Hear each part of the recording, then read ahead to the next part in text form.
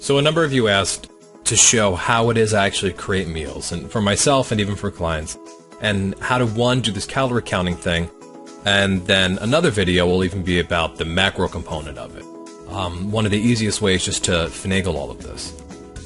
So absolutely, when you're going to start this, whether you're just at calories or whether you're even at the macro stage, you're going to want to get a food scale.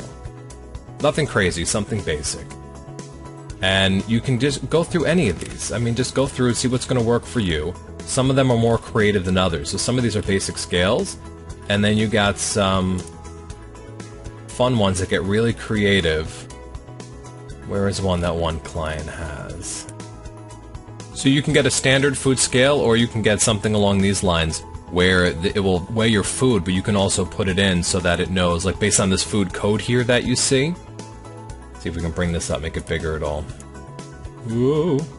Based on food code up here, so this food code dictates to the scale what it is you're actually measuring, and it's going to tell you based on the weight of whatever it is 1495 food code is. It's got 72 calories, how much from fat, total carbs, and protein. And then the weight that they have on the scale for this example is 225 grams. This is a cool, nice way to shortchange it, to make it simpler on yourself. But it's absolutely not necessary. So one of the things that I showed you in the manual, Phase 1 and Phase 2, is like an example of a 1251 calorie feeding window. So in that feeding window, this individual is going to consume 1251 calories. And how did we even get there? Well, we'll do a video on the basal metabolic rate calculation, just so everyone can be on the same page. But one of the first things I want to discuss is that this part I'm doing right now is just on calories. That's the beginning phase. We're not even looking at the macronutrients of fat, carbs, and proteins yet, because we're doing this in stages. We're doing this in the simplest approach first, so that you can see results immediately. And then once you start to see the weight loss come down, then we can start to get creative with the macros, your protein, your fat, and your carbs. With that being said, I do recommend focusing on a higher portion of protein in your meals than you're traditionally used to. Now, absolutely, there's no evidence that you need 1 gram of carb per pound of body weight. Complete nonsense. You'll see bodybuilding researching saying 1 gram per pound of body weight, 1.2, 1.5, all these numbers, and it's completely unsupported, evidence-based. And in fact, if you look at the real evidence, I mean, these are studies that go back to the 80s, not just on bodybuilders, but on even endurance athletes, elite athletes, and so forth. And just as a caveat, endurance athlete, endurance dieting, I put to the side. We don't deal with endurance training at all because there is no health benefit, there's no longevity benefit. It's counterproductive. It's too stressful, too cortisol raising. If you want evidence, just look at a sprinter's body, look at an endurance runner's body. You can see which body looks healthier. You don't need a PhD in exercise physiology to determine that the sprinter obviously is healthier. The body prefers that methodology rather than an endurance. So because of that, we go more towards a resistance training when we get into the gym, and in a resistance lifestyle for strength, for functional strength, so that when we are 20, 30, 40, 50, 60, 70, 80 years old, we're still able to move and get around and be functional and enjoy life and be independent. So when you get to the point of benching and deadlifting and pull-ups, weighted pull-ups, and yes, women, this is for you as well. When you get to that point of being able to hit those numbers and do those weights, you're making your muscle stronger, your skeletal system more aligned. It's going to reduce injuries, it gives you a proper hormone profile, and it keeps you stronger longer through life, so that as we age, we can stay younger, stay more fit, stay more active, and enjoy life. After all, that's the whole point of all of this. So at the end of the day, the way we do our protein is less than what most people do. We're doing it as evidence-based. We're not doing it as though we're going on a stage to win money doing this. Because at the end of the day, the guy who gets first and the guy who gets fourth, yes, it matters to them. That's their livelihood. But for us who just want to look lean, ripped, healthy, strong, this is going to be more than sufficient, and it's the healthiest way to do it. So before I get into showing you this calorie window, I just want to show you 2 examples, because so much of what nutrition is, it's so mythological, and there's so much quote-unquote BS out there, simply because of the food industry and how it's purporting, and how it allegedly purports nutrition. And, I mean, side note, they have billions of dollars being invested in this, so they have a different agenda than you do in your health. So just as an example, here's a teacher who lost 56 pounds eating only McDonald's. Now, I'm not claiming this is healthy. I'm not claiming he should do it. But how do you define health? If you're in the medical world, you would tell me health is having a certain body mass index. You would tell me it has a certain level of HDL and LDL cholesterol. You would give me a triglyceride level. You'd give me things like pulmonary function test and so on and so forth. That's how you would dictate healthy. And in a society, we do a similar thing. So he went, this was his before picture. I love this because you can't even really see the plant. And now we can see the plant here. And I think this took place over, here we go, after 6 months. So after 90 days, he lost 37 pounds. At the end of 6 months, he weighed 224. So that's, even 90 days, 3 months, 37 pounds. That is good. That's huge. That's massively making his body healthier. And what I love about this, where we go down, where does it show it? Other than the pictures here, there's another gentleman I'll show for a different diet that he did. So this is a massive change. And not just for vanity, not just for looks, for health. His internal organs are not being stressed as much. His heart's thanking him, his liver's thanking him, his kidneys are thanking him, and so are his quote-unquote nutritional healthy factors in his blood work. So his bad cholesterol went down, his good cholesterol went up, and his triglycerides went down. All markers of quote-unquote a healthy person, or getting healthier. And his weight plummeted dramatically. Now, how did he do this? What was the, trick? How can you do it? Because most people going to McDonald's are going to get overweight. It was a calorie deficit. That's all it was. He calculated, here we go, he limited his calories to 2,000 calories, and he exercised 45 minutes 5 times a week. Now, we're not doing this. That's overkill. We only hit the gym 3 times a week, and when we're there, it's usually for 25, 30 minutes. But 2,000 calories, that only worked because that's less than his basal metabolic rate. And it had to be at like around, I'd say anywhere from 500 to 700 below his basal metabolic rate. So he was at a calorie deficit. So whatever calories his body needed that he wasn't getting from the McDonald's food, it would use his internal body fat as that source of calories so that it could maintain its basal metabolic rate. So he lost weight. Here's another gentleman. Twinkie diet helps nutrition professor lose 27 pounds. So it wasn't just Twinkies. He did have a protein shake in the day. He did have some canned vegetables. But he was eating these sweets that you see here. Pretty much anything that somebody would say is crap, is unhealthy, it's going to make you, shorten your life, yada yada, cause inflammation, just unhealthy stuff. And I'm not arguing that it's healthy. I'm just saying that we might have to reevaluate how we define health. He went to eating only 1,800 calories a day. Now, his basal metabolic rate, or what he was eating before this was 2,600 calories a day. So eating at 2,600 calories a day, he was over 27 pounds heavier. So simply by bringing it down to 1,800, so you're looking at a deficit of 800 calories. So just strictly from a mathematical perspective, if he was down 800 calories, you say there's 3,500 calories in a pound of fat, 800 calories. So every 4.3 days, roughly, he was losing a pound of fat every 4.3 days because a pound of fat is 3,500 calories. He was eating 800 calories less every day, so his body needed to steal 800 calories to make up for his BMR. So that's 4.3 days to lose 1 pound. Now, I don't propose that was it because I don't think 2,600 was his basal metabolic rate, but that's what his body was eating. His BMI went down, which is a sign of health. His bad cholesterol dropped 20%. You would say that is healthy. His good cholesterol increased by 20%. You would say that is healthy. And his level of triglycerides from fat dropped by 39%. You would say that is extraordinarily healthy. Now, if you just looked at these numbers, you would say, do whatever this guy did. It's healthy. And then you find out that this is how he did it, by eating these crappy foods. But the trick was that it was calorie deficit. That was the trick to his success. So that is why the very first piece that we start with is creating a calorie deficit. And that calorie deficit, you can't go too extreme. So if someone says, I've seen people try this, you get a lot of people who do extreme dieting. And again, we don't want to do dieting. We want to create a lifestyle of healthy eating. But you'll have individuals who say, okay, if there's 3,500 calories in a pound, and I want to lose, let's say, a pound of fat a week, which is fine, then they're going to say, I divide that by 7, so every day I got to decrease from my BMR 500 calories. And that's safe. That's totally legit. But when you get someone who says, I need to lose 5 pounds in a week, So you're talking 3,500 per pound times 5 pounds in a week. So that person would have to, their body would have to consume 17,500 calories of body fat. Divide that by 7 days, 2,500 calorie a day deficit. That means that, let's pretend you have someone whose basal metabolic rate is 2,100 calories. So that might be somebody who's like 6'3" and weighs around 226 pounds, overweight, not much muscle mass. So for that, let's say they're at 2,200 calories. That person, minus 2,200, if that's where they were at, would have a negative 300 that they still had to make up. So they'd have to go burn 300 calories. And this is if they ate nothing. They'd have to eat zero food so that their body would burn 2,200 calories from their fat deposit for energy.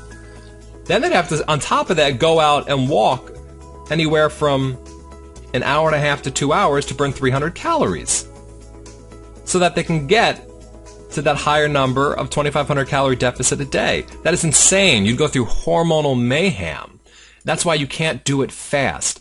Sadly, it's very easy for the body to put on weight for one reason and one reason only. If I gave you certain desserts, and it might be 600 calories, how fast could you eat that without rushing? You could easily consume that in anywhere from, 10, 15, 20 minutes, easily. You could consume 600 calories. How fast does the body burn 600 calories? It ain't that quick. A body might be burning anywhere from 40 to 80 calories per hour based on the person's lean body mass.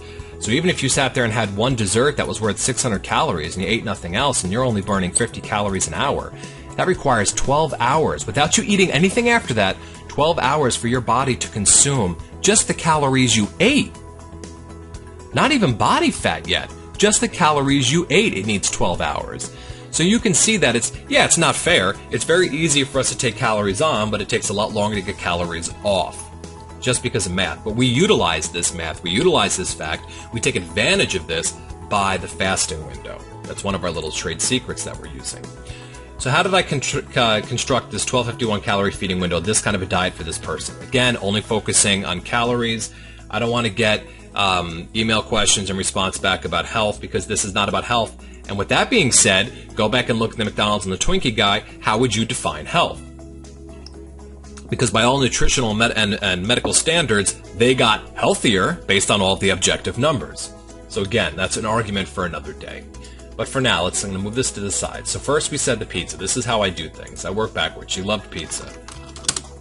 So I use Fresh Direct here. You can see I'm in New York City. You can go to any of these nutrition places online, or you can just go to the actual food that you're buying, look on the package. I think that's the best way to do this.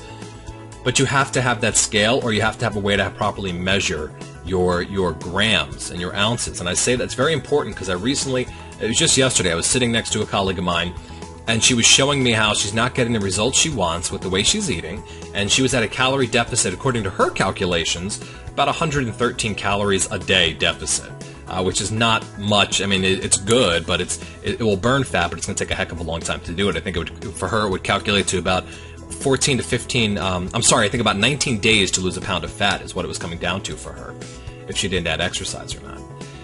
But what she was doing was, she had in her thing, she goes, I had a banana, so that was, this many calories. But I looked at the serving size, it said 100 grams. I said, how big was the banana, or how small was it? She goes, I don't know. So you can't just use these apps without knowing what the weight is of the food that you're using. Otherwise, your numbers are going to be completely off. We can't really get to this idea of flexible dieting and eating just looking at portion size until we know what the portion size really is. Because when she showed me another banana of a similar size, and it was actually 213 grams. So where she thought she was only getting 200 calories, it was actually 400 calories from the banana she was eating. So she was not at a calorie deficit anymore, because she thought she was creating a calorie deficit of 113 calories. She was already over, so of course she's not seeing the results she wants. So serving size is important also. So for this gal, she chose this pizza here. So what I do is I bring it up, and I use Excel as my go-to window piece here. So I'm going to go to Nutrition, and I'm going to bring up an empty Excel window, and I'm going to shrink this down so we can fit everything on one screen here. So all I'm going to do over here, I'm going to write down pizza. We do calories, fat, carbs, and then protein. So she had her pizza, or she wanted it. So I look at the thing here. Serving size is one slice. So we're doing 2 slices for her. That's what the demographic showed. So we're just going to double everything. So I'll even put, sometimes I'll put the serving size if it's going to be different. I'll put 2 slices, although she knew this. So the calories are going to get doubled. So 320 becomes 640. The fat's going to go from 14 to 28. The carbs are going to go from 33 to 66, and protein's going to go from 16 to 32 grams. So there's our pizza. And then again, what I do is I'll do equal sum, double click on sum, go up my calories, drag down, hit enter, get this bad boy, wait for the big white X to turn to the black X, drag this across to my protein column, and it's going to begin summating all of my macros as well, even though for you guys right now we're only caring about calories. So that was pizza for her 2 slices. And then she also wanted to include an apple in her diet, which I do like to include fruit, especially apples, because they have a lot of good fiber. And that fiber is very good. So no, she didn't do that. She did pink ladies. I don't know if that was because she likes the apple or it made her think of Greece. I think that was Greece, right? The pink ladies? So she had her pink lady, so I'll hit nutrition. I'll bring cell back up. So she wanted the 1 apple a day. And that was going to bring the serving size of 1 apple. It does vary, 242 grams, and that's where it can get important. So we could say, what I would do is I would do apple 242 grams, and that's where your scale comes into play. 130 calories, 0 fat, 34 carbs, and 1 of protein. You can see it's already creating our summation down here below. After the apple, she had thrown in her tuna. And she didn't want to actually create it herself. She wanted the pre-done one, so she could just grab and run. Now this is a good example of serving sizes. So you can see the serving size is 1 container, 142 grams. She was not going to be consuming 100. She was going to be reducing that. She didn't need 142 grams of this in terms of weight. She was only going to eat 3 ounces of this, and I believe it's 5. Yeah, so it comes as 5 ounces, and so she was going to be doing this as 3 ounces. So what I would do is I would say tuna, 3 ounces. So if these are all based on 5 ounces, calories, fat, carbohydrate, protein. So what I'm going to do is I'm going to say the calories equals, if it's 300 divided by 5, that's going to give me 60, and I'm doing 3 ounces, so that's going to equal 60, well, it's 180, equals 60 times 3, it's going to be 180. My fat is 23 grams per 5 ounces. And again, you only do this once. She has this meal now. She did the math once, but now she has this meal that she can eat three times a week if she wants. So the math is only being done once. The measuring is only being done once.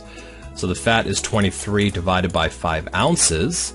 And so it's 4.6 grams of fat per ounce, and she's having 3 ounces, so that's bringing that to 13.8 of fat.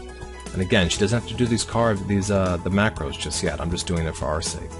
Carbohydrate is 1 gram, so we'll keep it at 1 gram. Protein's at 24, so that's 24 divided by 5 ounces, so 4.8 grams of protein per ounce, and she's having 3 ounces. So it's going to bring it to 14.4. So that's her tuna, 3 ounces of the tuna. We bring this over. So then we had the coffee yogurt.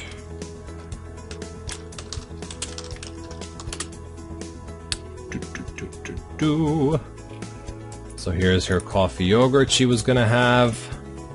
I'll bring up this bad boy again.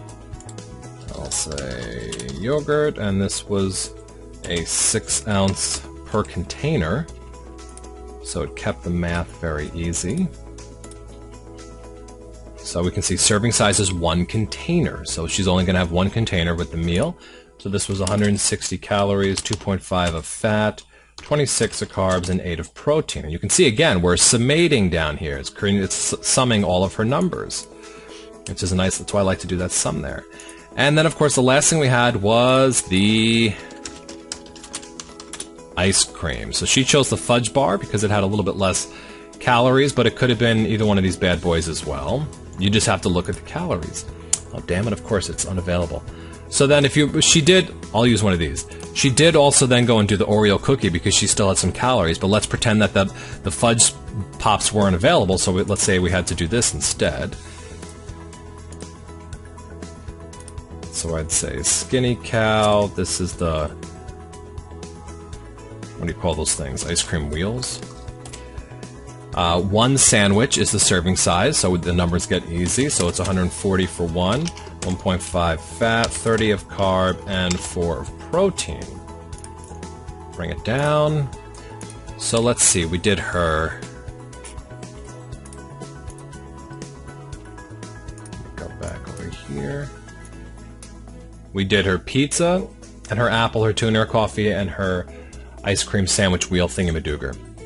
So she was, the only thing she had added, because she didn't hit her calories yet, she was able to throw in, I think, one Oreo cookie, which is 41 calories. That's ridiculous. But, so, for lunch, and again, that lunch for her was 2 o'clock, so rather, instead of saying lunch, I said that first meal. She got up in the morning, didn't consume anything for about 3 or 4 hours, nothing for 3 or 4 hours. Then she would start to have her black coffee or her water, carbonated water, those kind of things, until throughout the day, until about 2 p.m. 2 or 3 p.m. she would start her feeding window, and she would have the 3 ounces of the tuna. She'd eat the 3 ounces of the tuna straight up, and she would have her coffee yogurt. So this is what she would have for meal number 1. And then she'd finish working for the day, get home. Then when she went home, she would have the pizza, the 2 slices of the pizza, the apple, and the ice cream sandwich for dessert. By doing that, she was hitting 1,251 or 1,250 calories. And again, her BMR, it was 1,551 was her BMR. So then she's pretty much at a 301 calorie deficit. So with that kind of a math, without doing anything else, no walking, no exercising, nothing, if 3,500 calories makes a pound, and she's eating 300 less a day, it will take her 11.6 days to burn 1 pound of fat. But this is where the macros then come into play, because people are going to say, well, I want it faster. Well, there's different ways you can do it faster. If you want to lose 1 pound a week, then 3,500 calories in a pound divided by 7 days in a week, it's 500 calorie deficit in a day. Does this deficit have to come from your diet? No, not all of it. So for our girl, she was losing 300 calories a day because she was eating 300 calories less than what her body needed for her basal metabolic rate. The other 200 calories, she was walking around a track for 40 minutes a day that was burning the 200. So she was getting the 500 calorie deficit a day, 300 from the diet deficit, 200 additional from burning calories. That led to 500, so 500 calorie deficit a day times 7 days a week would lead to 3,500 calorie deficit in a week, which would be the 1 pound of body fat. And you also have to recall that right now, since we're just focusing on calories, we're not super concerned about our fat, carbs, and protein. And I'm also not loving this ratio. But regardless, this is just about calorie deficit, and then we're going to be adding in some level of exercise or movement, which is going to be the walking at this point, because we don't do cardio. This is going to sound a little asinine, but the point of the gym and the point of exercise is not for weight loss. And you can kind of see that math in the sense of how quick can you gain calories by eating, and how long does it take to burn calories off. And if you work out hard enough and long enough to burn substantial amount of calories, it's going to make you hungrier. And then you eat more calories, and that's why people who go to the gym for a year or so, they gain weight. And then they justify, oh, it's muscle mass. No, you don't have to gain fat to gain muscle. That's a myth as well. It's bogus. You gained fat. You are gaining weight because you're overdoing calories because, one, you're overdoing it in the gym, and the gym is not for weight loss. Somebody wants to get ripped, it's got to be about your diet. You want to get lean, it's about your diet. You want to get big muscles, it's about your diet. Everything, 85% of it, I think has been calculated, comes down to the nutrition.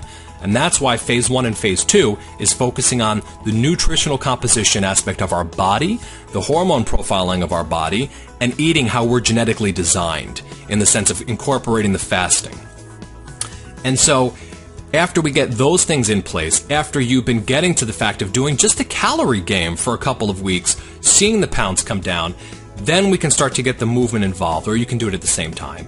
After that's done, then we can start to get into the macros and or going to the gym and doing the gym 3 times a week for, like I said, 25 to 30 days, focusing on very basic movements with one purpose in mind: building strength. And when you incorporate fasting with the resistance training, that's how you preserve muscle. One of the myths out there also that we'll bust in one of our live videos is that fasting erodes muscle. Complete garbage. Fasting actually puts your growth hormone through the roof, and it protects muscle loss. So there's so much information out there that is just not evidence-based at all. It's just been passed around and around and around, and especially with the internet, it goes like wildfire, and it ain't right. It's blatantly wrong. It's not based by any science. And one of my pet peeves is when people use research that's based on mice and then correlate it to humans. We are not mice. Not the same DNA, not the same physiology. Stop it. While even getting to the testosterone for the guys, I know a lot of guys are concerned about, even calorie restriction, testosterone, but that's why fat and carbs are important.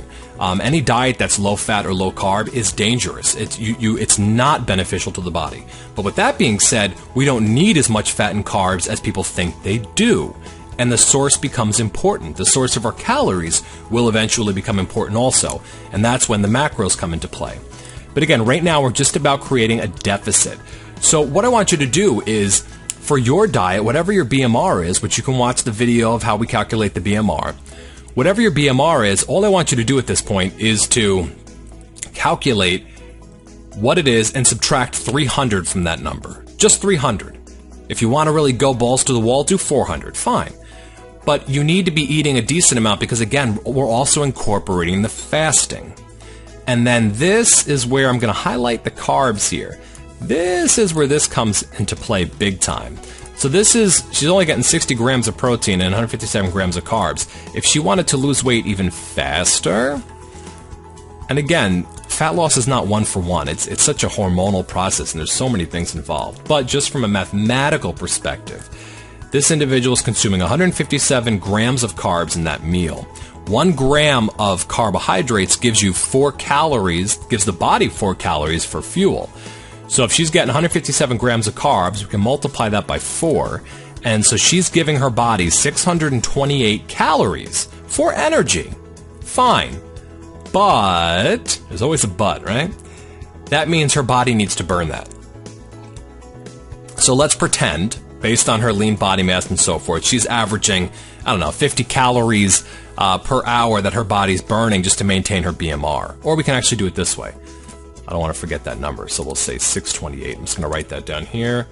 628 we'll put it over. Come on. I'm going to put you under there. Bam. So I said her BMR was 1551. If I divide that by 24 hours, then I could say, all right, her body on average is burning 64 calories per hour. Okay? Without no food ingesting yet. So 64 calories an hour. So when she's fasting, we can say she's burning 64 calories an hour if she ate nothing. So she's consumed 628 calories from carbohydrates. I'm going to divide that by 63. So from just the carbs that she ate in this one meal, it's going to take her body 9.9 hours to use it, which means there's no need for her body to go to its fat resources until it's done through this. So if somebody's only fasting for 8 hours or even 9 hours, they're still using these 157 grams of carbs as energy. There's no point for the body yet to go into its fat resource.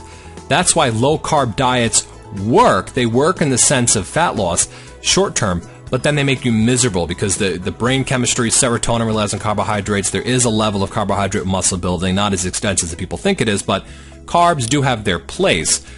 But again, and you'll be miserable if you try to go low carb or no carb at all.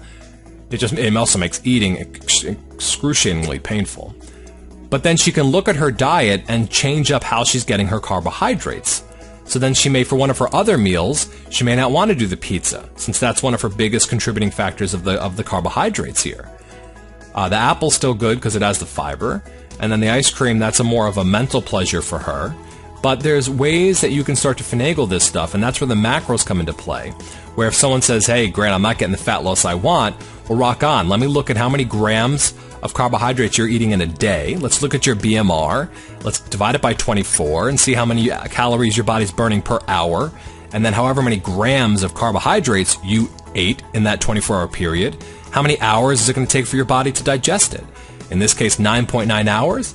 And if she's fasting for 16 hours, then she's simply got 6 hours roughly of fat burning time. So then she's burning, we said 63 calories an hour for 6 hours in her fasting window. So her body's stealing 378 calories from stored fat. If we multiply that by a week, that's 2646.